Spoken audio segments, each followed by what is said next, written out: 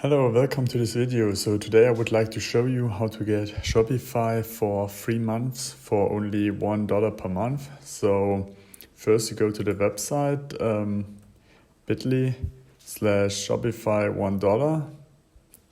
Afterwards you are on the special landing page. Then you just type in your email, and afterwards they want to know a few questions. You don't have to answer any of them. You can just click on skip. Afterwards, you can set the store name. If you are not yet sure how to name your store, that's no problem. You just click on skip. Afterwards, you set the country where you have your business located. For me, it's Germany.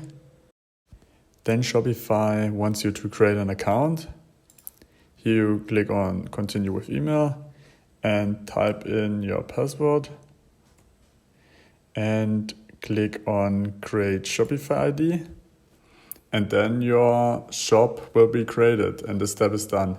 So then you just wait a little bit, and then you can already see on the top right screen that your trial started. And you have 3 months for only €1 a month. In my case, because I said Germany, if you said United States, then you have $1. And yeah, then you need to wait until the theme is installed. And then you can already look at your online store and fully customize it.